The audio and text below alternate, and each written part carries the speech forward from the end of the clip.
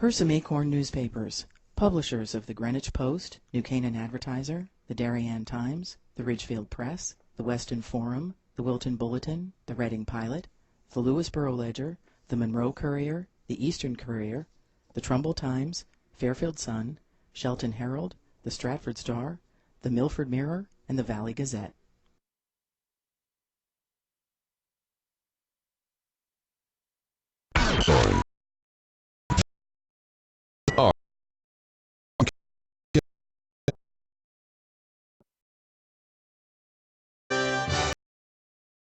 This is JN Radio.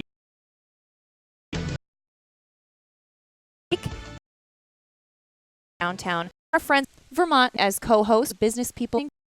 It's a great area. We're here late yesterday.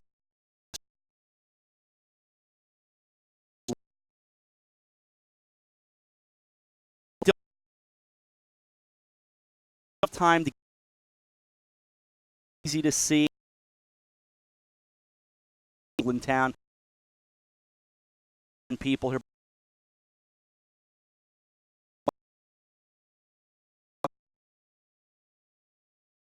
What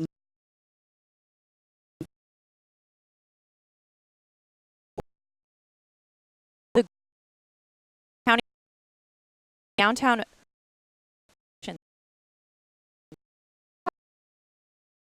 blacksmith go inside fire now. What's gonna kind of cloud. We've got a most with a only precipitation cloudy with tomorrow partly cloudy and Chester as well. Port Connecticut, a hot day, partly cloudy, slight chance of rain, 90 for the high,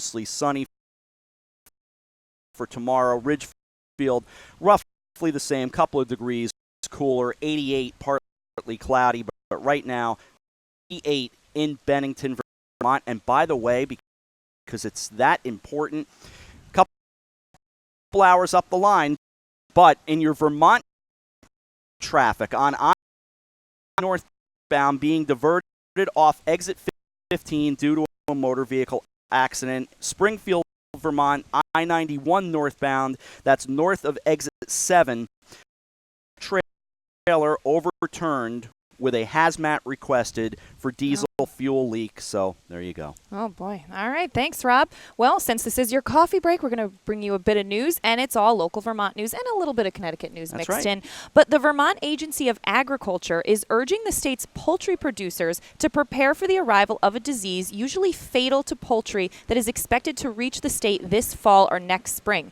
State veterinarian Kristen Haas says highly pathogenic avian influenza is not thought to pose a significant threat to humans, and infected poultry does not constitute a food safety risk, but the virus is most commonly spread by infected waterfowl. The virus is usually fatal for domestic poultry. Risk factors include poultry housed outside, ponds, or other waterfowl on the farm, piles of debris near poultry areas, and the movement of poultry between farms. Other risks include lack of personal protective equipment for workers, such as dedicated coveralls and boots, and the sharing of equipment between farms. And I'm sure that's going to be a concern in Connecticut as well. I know my sister has chickens, and they've already been a little bit concerned about that. Absolutely true. Coffee break time, 11:08 Tuesday morning in Bennington, Vermont, and a woman who worked at a local gas station here in Bennington is facing a felony charge for processing false returns and using the money to buy and play lottery tickets. The Bennington Banner reports that Sarah Z. Meyer, 39 years old, of Bennington, pleaded not guilty Monday in Vermont Superior Court to felony embezzlement. She was released under the condition she not go to the short stop while the case is pending. According to an affidavit by Bennington police officer Lawrence Cole on June 26th, he met with an employee of Jolly Associates, which does business at short stop stores. Say that 3 times fast. He said employees at the Bennington store had noticed suspicious returns during showing 5 returns where when $1, she returned $207, keeping the cash and using them to purchase lots. My police about the matter and admitted to the out saying she had having quote Myra accused saying his wife told him this other employee stole from the fully named affidavit. All right, thanks, Rob. Well, in some other news, a Shaftesbury, Vermont man is accused of pointing a gun in Vermont Superior. Not firearms.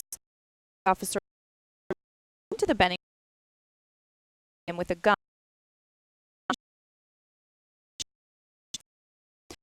He was parked. His time is down to Connecticut Police Department. Valentin 7 is described 100 and Brown Steve 47 US 11 we at the center they gave a fountain behind. They were inspiration and so well oh yeah, it was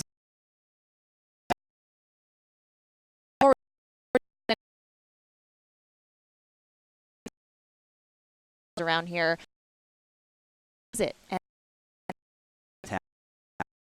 10 years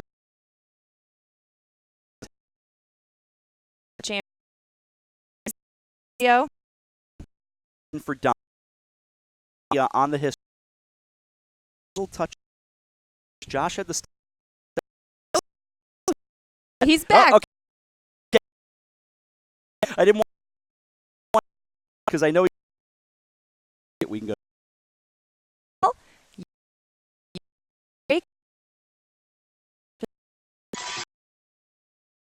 And broken.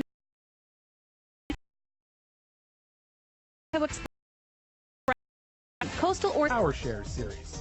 It all adds up to one legendary auto. One token equal. We are Stratford's hometown orthodontist. We offer the latest in orthodontic technology, including Damon braces and Invisalign. We always accept new patients. Call today to schedule a complimentary consultation. 203-375-8332. Stratford Orthodontics, 2499 Main Street, Stratford. 203-375-8332. And online at stratfordsmile.com. Did you know that taking dance lessons is a great date night idea? Arthur Murray Grand Ballroom of Greenwich is a fabulous place to learn to dance and meet new people. Located at 6 Lewis Street, our studio is staffed with professional instructors ready to teach you salsa, waltz, rumba, hustle, tango. There's a dance for every season, and we are rated #1 on the knot.com. We are the wedding dance specialists.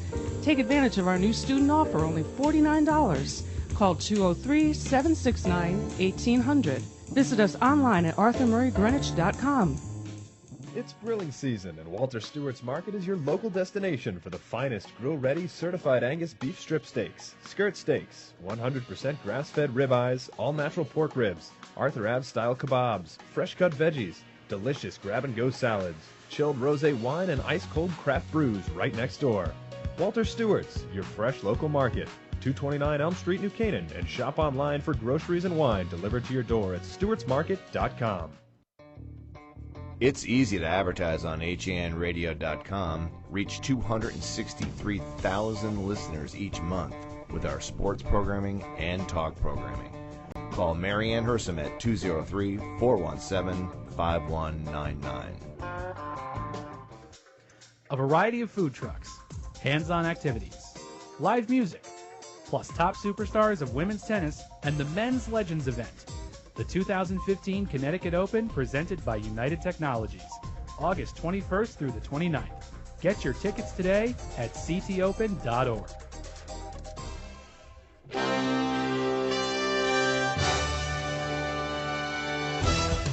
This is your coffee break on HANradio.com.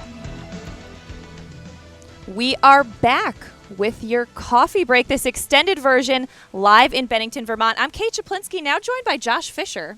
Hi, Kate. Hi, Josh. Welcome. Thank you. And we're back, HANradio.com/live stream, talking to some of the businesses and organizations here in Bennington.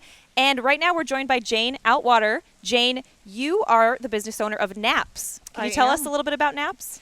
Well, it's an interesting store. It has music, toys, hobbies, and we recently also opened an arcade. Oh, wow. A lot of retro things, vinyl, arcade. People come in and they feel like they're walking down memory lane, so it's fun. That's a destination for fun. It is a destination for fun. That's a fun business to get into. How did you get into it? 15 years ago, we were looking to get my husband out of the construction business, and there was actually a pet and hobby store for sale, which our family purchased. We had 2 children at home at the time, so they helped us with it. Seemed like a good fit. We, a couple of years ago, actually eliminated the pets. That part of the business had decreased with the economy, and we expanded toys, music, and it seems to be a combination that works.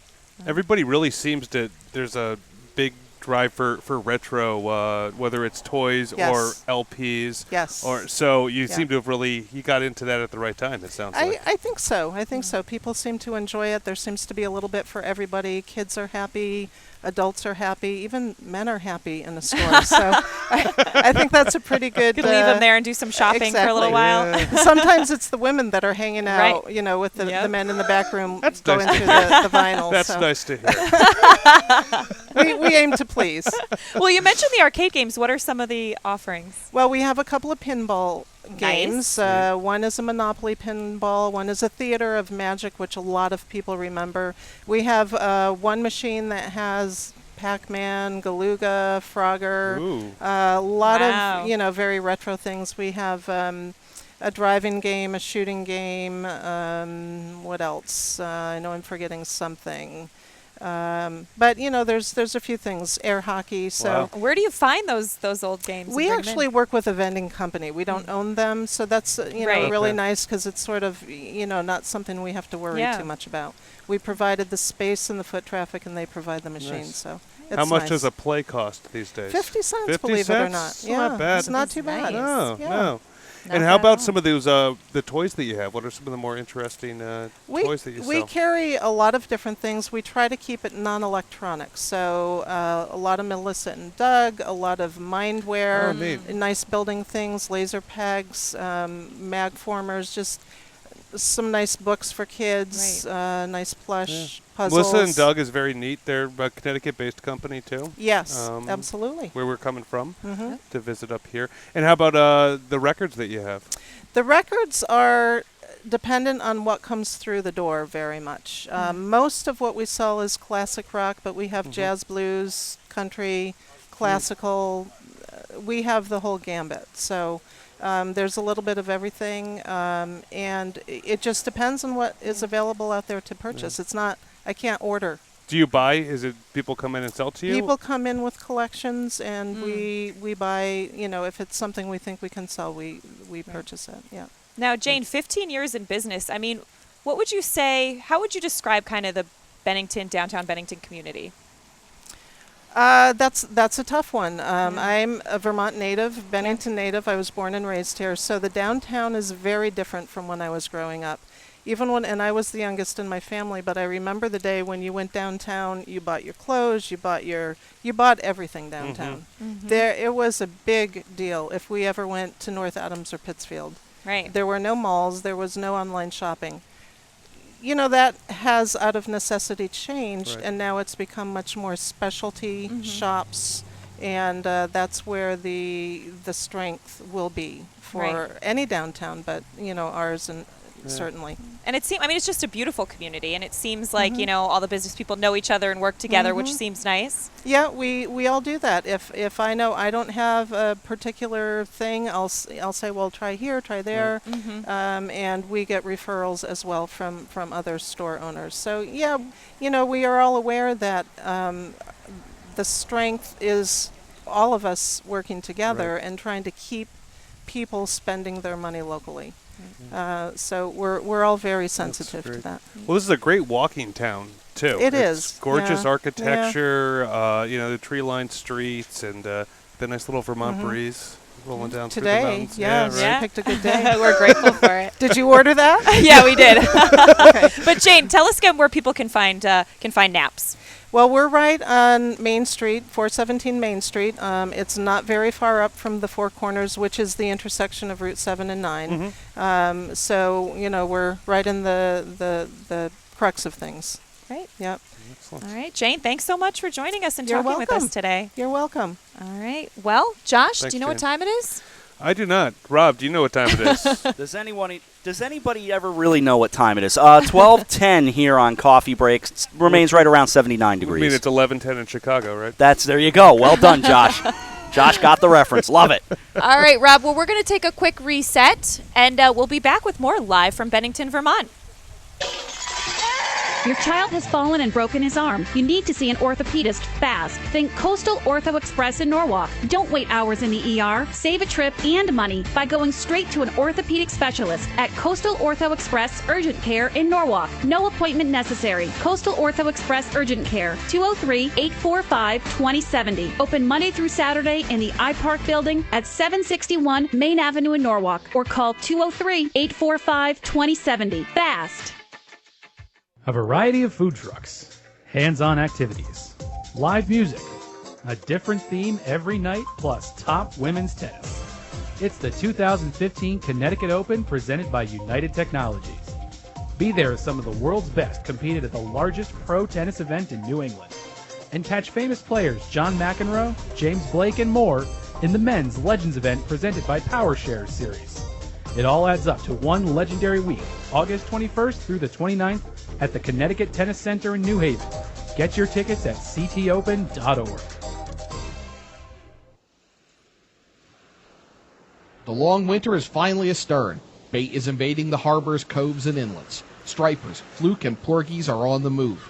In the streams and lakes, trout, smallmouth, largemouth, and walleye have moved out of hibernation. At the dock shop, it's all systems go. And now in 2 locations, 51 Tokenique Road, Darien, and their newest location at 609 Riverside Avenue in Westport. Bait, tackle, apparel, and of course, all the marine and nautical accessories that they're known for are ready for you at the dock shop. Boater, beach bum, fisherman, or simply love the New England coast, this is a unique place to shop. The Dock Shop, 51 Tokenique Road, Darien, 609 Riverside Avenue, Westport. Visit us at dockshop.com. Healthy, confident smiles begin at Stratford Orthodontics. Conveniently located on Main Street, we are hometown orthodontist. We offer the latest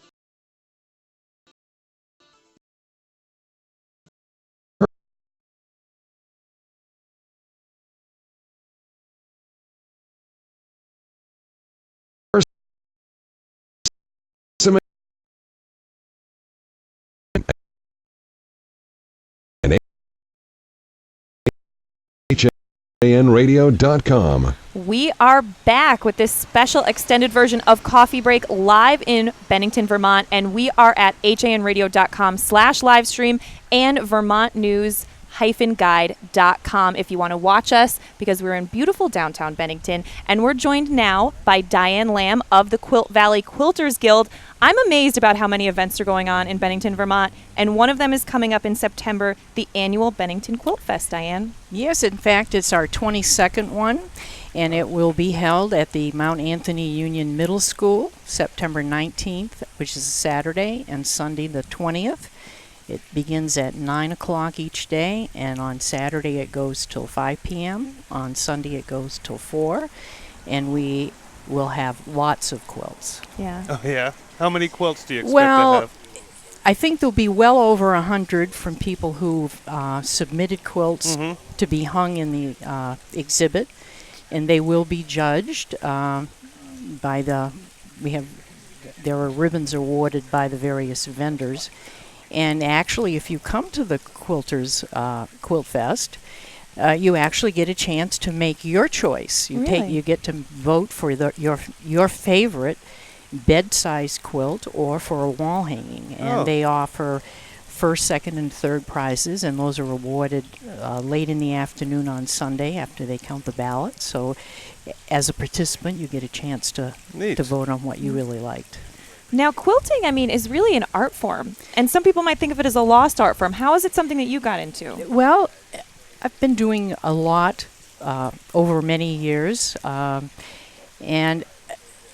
I end up doing smaller quilt projects instead of large bed quilts. And I sometimes have made clothing using quilting as part of the jackets, etc. But it's something, as you said, it's an art form, and I know a lot of people who like to come to things like quilt festivals that they're just amazed at how people can interpret putting together fabrics, the colors, and the patterns, and come up with some just unusual and beautiful items. And it's something that lasts and that you could pass on for generations, right? And one of the things that in our Quilt Guild, we're very... we have members who are really encouraging for people to make sure they sign their quilts so that you make a tag that you put on the back with your name when you made the quilt. If you made it for somebody special and other kinds of things that are really important and maybe where you live. So that if it's one of these, we do have some antique quilts that we have on exhibit, to give a little history, because someday one of these quilts might be at a historical exhibit at a quilt fest. So now you said you have about 100 or over 100 quilts that show up. Are they Vermont quilts, or are they from all over? We have quilts from all over. Generally, probably the majority are made in Vermont. We have a lot of our members who submit applications. We have quilts that come in from Massachusetts, New York, New Hampshire, all over New England. New England's a very quilting area, right? It's a very American tradition, too. And we have, there'll always be some, maybe from the West Coast. And we even have some, sometimes there are ones that come from Canada or places in Europe. It's open to anyone, to submit a quilt. You have to, the deadline for making your application is early August, so we sort of have an idea of how many people are. Is there still time? Well, not for this year's, but this is our 22nd annual. So there'll be another one. I expect there will be. Well, Diane, tell us again how people can find out more about the event. Well, you can go to our website, which is www.benningtonquiltfest.com, and in fact, I have a little poster. I don't know if they can pick it up. Yes, we can. And we've used the same background. We have different colors every year, so I think locally people recognize it and say, oh yeah, I'd like to go to that quilt festival. Right. And the other thing is we do have men who are members of our guild, and they make some beautiful quilts that are on display. Oh, good. And children, we have usually some teenagers or even younger children who have quilts on display. Well, that's nice to see. You see it kind of passing along to the next generation. Right. And we have people from our guild who do demonstrations throughout the event. They'll take like a 2-hour time slot and have different things that they're demonstrating, whether it's a quilt pattern, a particular block, maybe a technique for doing a border, all kinds of things, and those change periodically. The other thing, we do have a guest lecturer, and this year the lecturer is Joan Ford. She's from Syracuse, New York, and she has her own business, and she's written at least two books called Scrappy Therapy. And I like that. They're using up, we quilters have lots of fabric and lots of scraps, and we don't want to part with anything. But in this, in her book, she talks about how to put those scrap fabrics to use to make quilts and other projects. And she will be there providing a free lecture both days, beginning at 1 o'clock in the afternoon, so you don't have to pay anything extra to go to the lecture.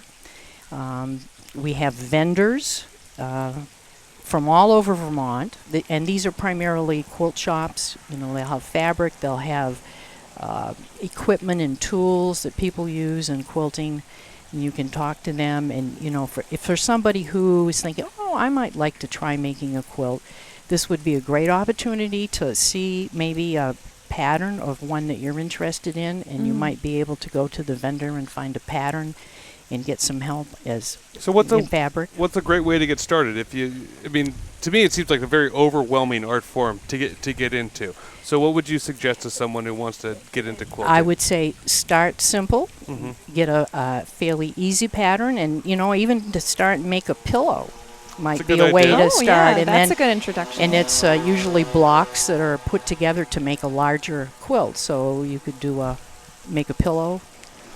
That's great. And then you have a place to put your head, and then you can focus on everything else, right? That's right. I have to say, Diane Lamb, I love the Quiet Valley Quilters Guild name. I love that, the Quiet Valley. It's a nice name. And we started in 1984, so we're 31 years old. Wow. How'd you get that name? Well, the group, I wasn't in it at that time, but in this area, we have a place in Pownell called the Peaceful Valley, so I don't know if that had any influence on making it being the Quiet Valley Quilters Guild. And there's door prizes. As I said, you get to make a vote for your People Choice Award for either the bed quilt or for a wall hanging. And it goes from 9 to 5 on Saturday, the 19th of September. And we do have, it's at the middle school, so we're using the cafeteria, and we have a wide selection of food because those diehard people who come, they're there all day. Right. Yeah, got to feed them. And you had to have something to eat. So we have, and there's consignment boutiques that our members put together. You could buy books, patterns, even some quilted items. Even if you don't quilt, you might go home with them. Right. Something that was... That's great. Well, it sounds like a fun weekend in Bennington in the late summer. I bet the weather's just perfect right around then, and it makes you start thinking about something to cover yourself up in those long winter nights. And something to work on, a project. That's right. Exactly. That's right. Getting ready for winter. All right. Well, Diane Lamb, thank you so much for joining us. You're very welcome. So all come. We will. We will.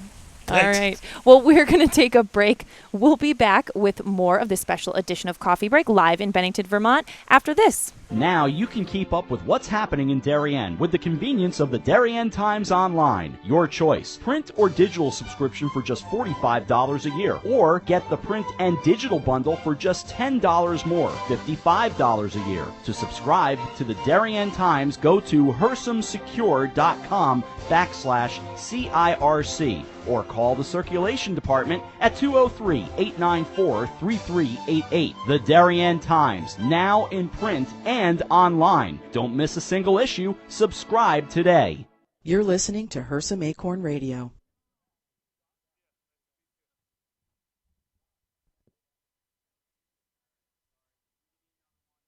Kycote Rockefeller Estate is Westchester County's top cultural attraction and is now open for the season.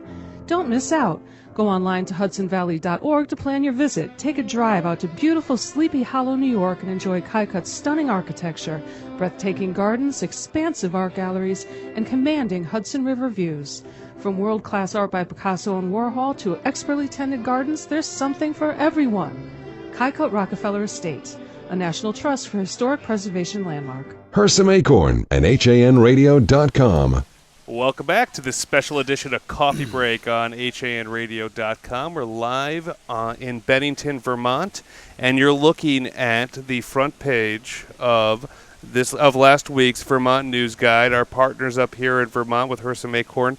And we are joined right now by Fidel Moreno, who's on the cover here of the Vermont News Guide. And which nice photo. It's a great photo. The Rock, Rattle, and Drum Powwow is coming, or happened rather, right? No, it's coming this weekend. Coming up this weekend, sorry. Right. I'm a little behind on my Vermont News Guide reading. We did just get in last night, Fidel. So tell us about the decade now.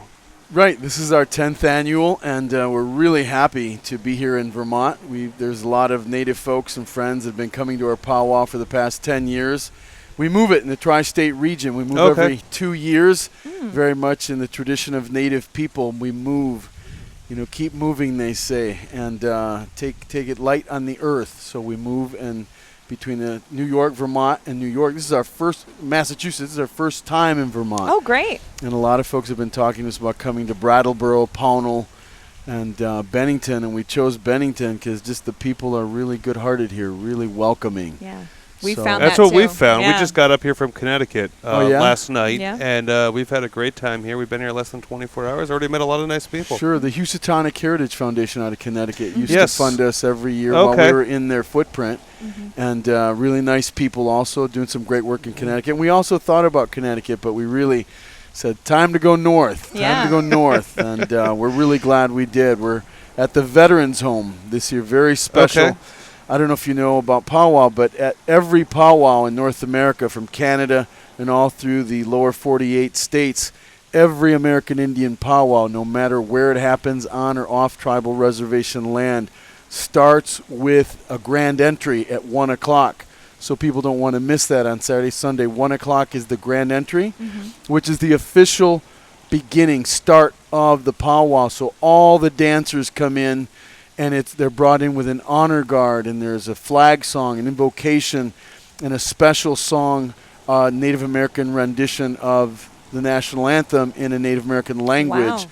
So very few people have heard that except Native people. Right. And but anyway, so we always honor veterans.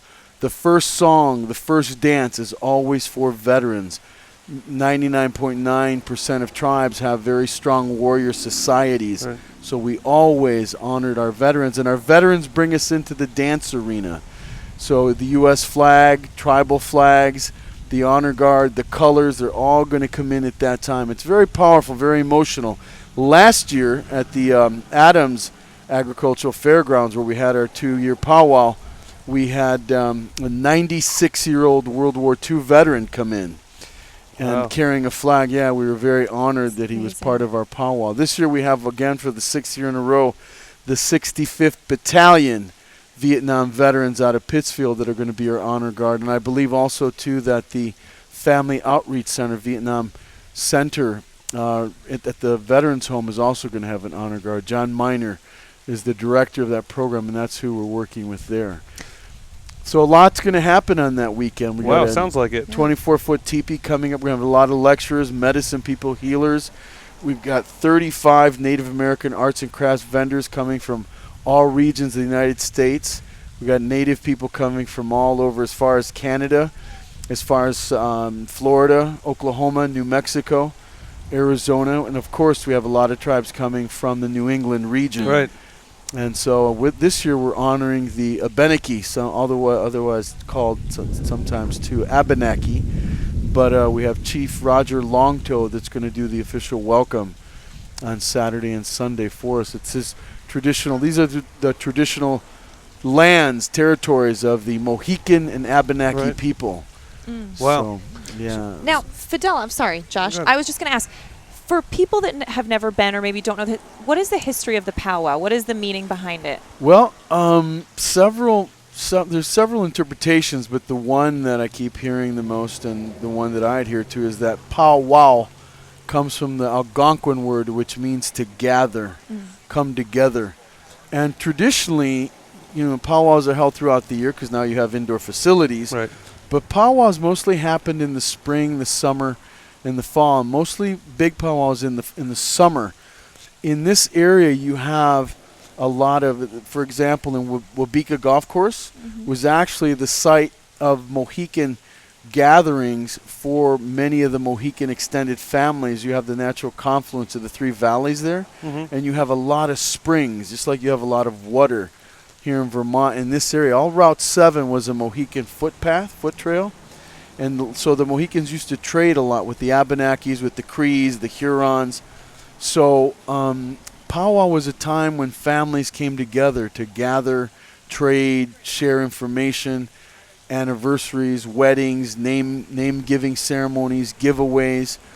maybe someone was wounded or hurt, or someone made it through a tough winter. Right. So they wanted to express their gratitude and thankfulness, and they would put on a big feast and invite all the families to come. And so drums would come out, family drums would come out, and there would be songs, honor songs for different reasons, name-giving songs, rites of passage songs, young men coming into manhood, young women going into womanhood, or people coming back from a successful war party. So there's a lot of reasons, and that all was done over the weekend by several families. It'd be a schedule, kind of, if you will, of what family was going to do what feast at what time. And these would go on day and night for 2, 3, 4, 5, 6, 7, 8 days. Wow. It's a long weekend. Right, but now we It's a work, fun right? weekend, Now we though. got 40-hour work week. Now we can only do 2 days. So, right, so we have a 2-day event, and there's camping, and it's very family-friendly, very multi-generational, and people from all walks of life come to it because there's something for everybody. $7 for 1-day admission. That's a great deal. And that's been our price for the last 4 years. So we're going to raise it, but we came to Bennington and said, let's keep it the way it is. Keep it the same. I like make sure that. we get some. Yeah, it's a really, really a great event. So, Fidel, what does it mean to you to keep this American Indian tradition alive?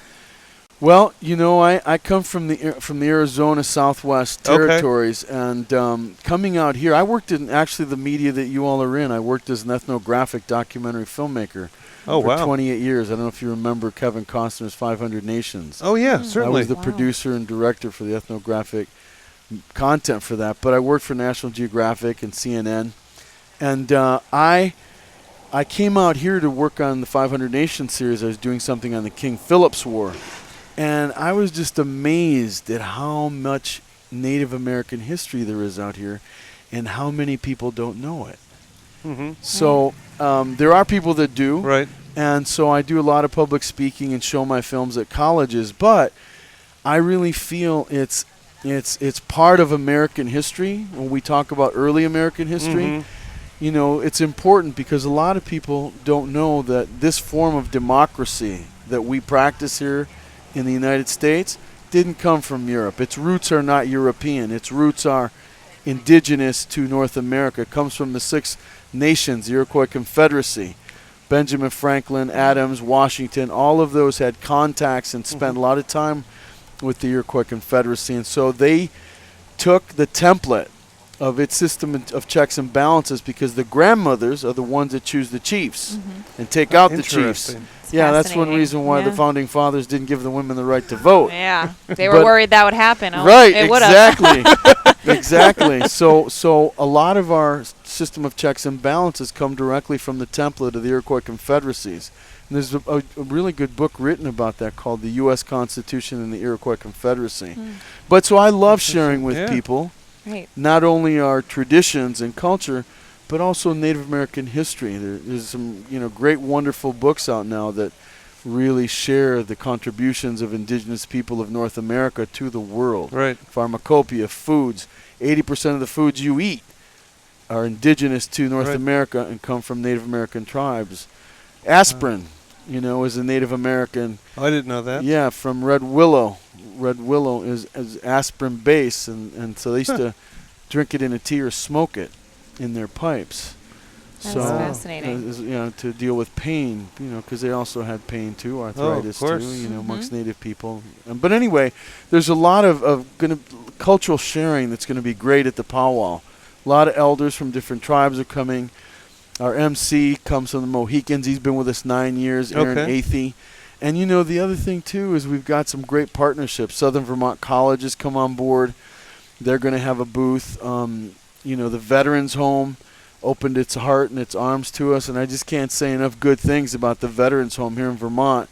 I give 20 hours a week there in volunteer time working. I do every Monday a Native American chanting healing meditation in the chapel at 10 a.m. And veterans with PTSD from the Veterans Home and outside the community come there. Oh, that's amazing. And there's they just got an award, a national award for Namaste, which is a meditation program that they do. They're doing amazing things at the Veterans Home, and so we were really honored to be able to us, that's hallowed ground over there.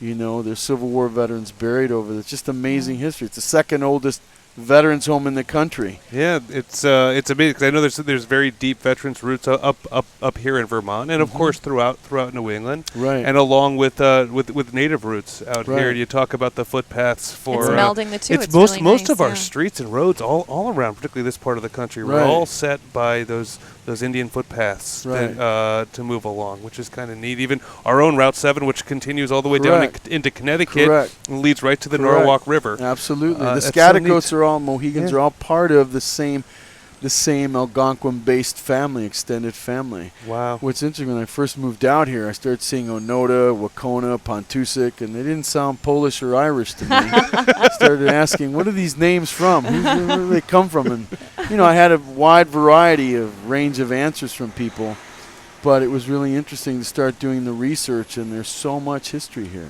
There really is. There really is. Well, this sounds like a great event. This Fidel. weekend, Saturday and Sunday.